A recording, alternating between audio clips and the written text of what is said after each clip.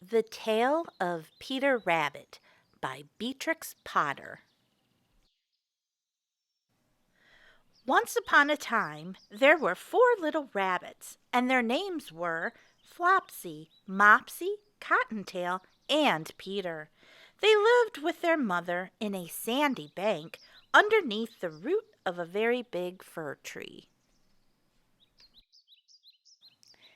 "Now, my dears," said old Mrs. Rabbit one morning, "you may go into the fields or down the lane, but don't go into Mr. McGregor's garden. Your father had a terrible accident there. Now run along and don't get into mischief. I'm going out."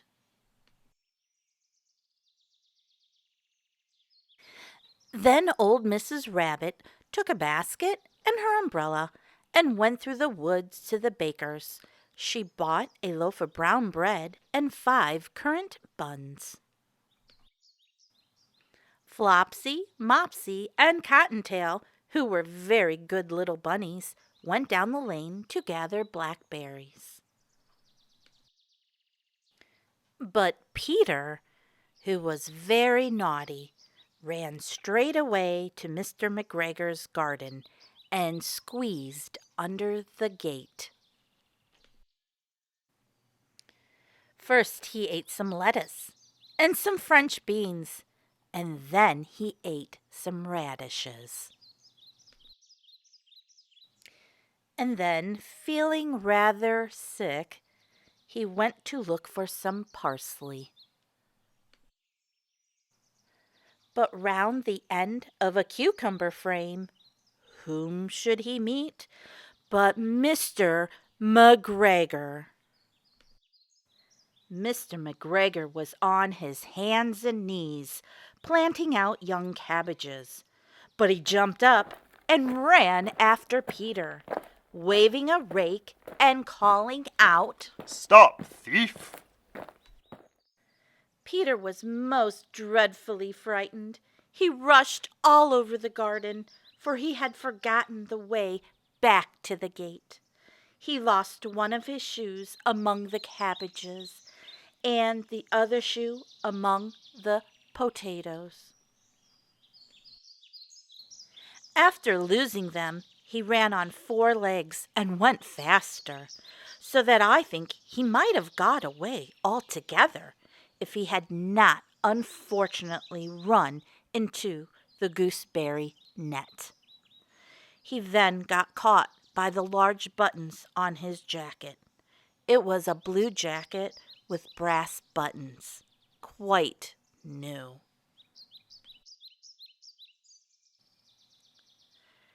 Peter gave himself up for lost and shed big tears, but his sobs were overheard by some friendly sparrows who flew to him in great excitement and tried to cheer him up and tell him to free himself. Mr. McGregor came up with a net, which he intended to pop upon the top of Peter. But Peter wriggled out just in time, leaving his jacket behind him. Peter rushed into the tool shed and jumped into a watering can. It would have been a beautiful place to hide if it had not had so much water inside of it.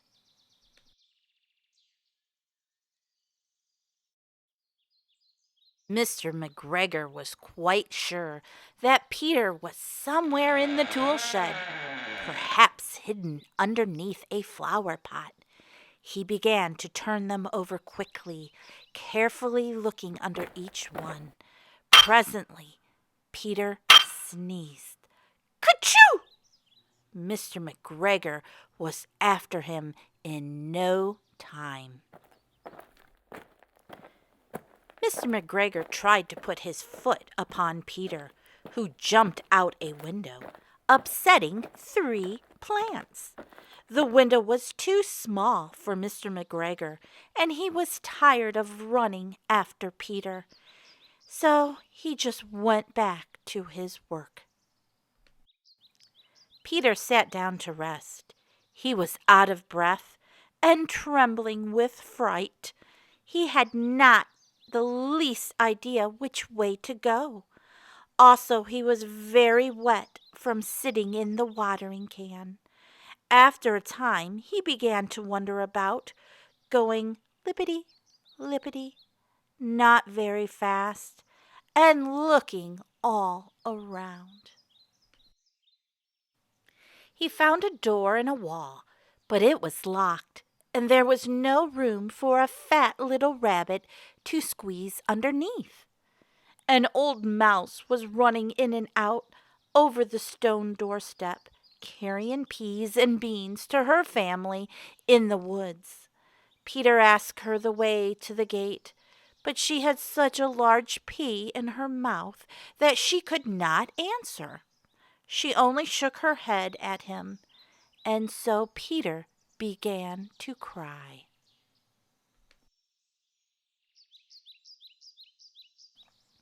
Then he tried to find his way straight across the garden, but he became more and more puzzled. Presently he came to a pond where Mr. McGregor filled his watering cans. A white cat was staring at some goldfish.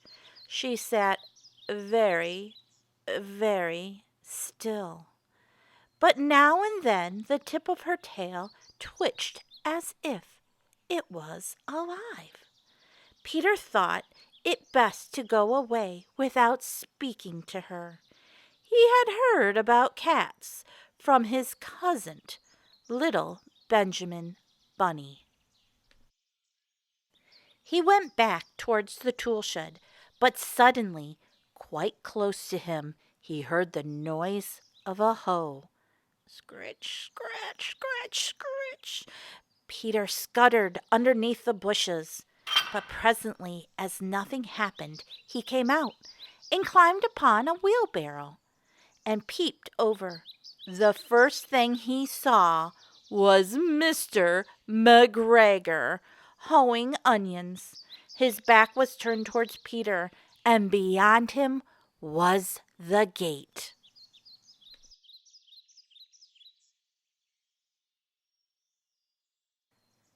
Peter got down very quietly off the wheelbarrow and started running as fast as he could go, along a straight walk behind some black currant bushes.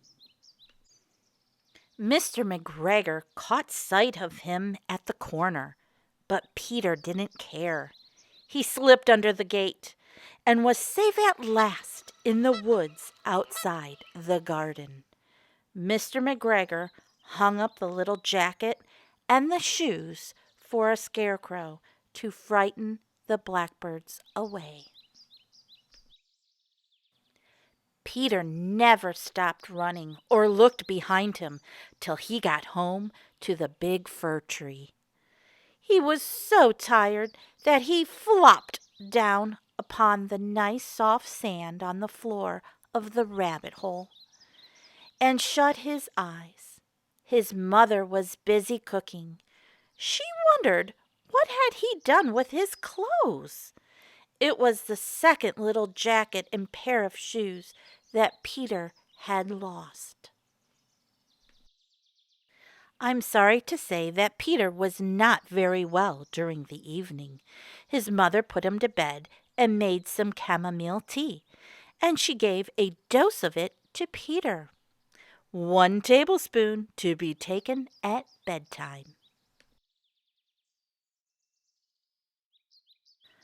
But Flopsy, Mopsy, and Cottontail had bread and milk and blackberries for supper. The end.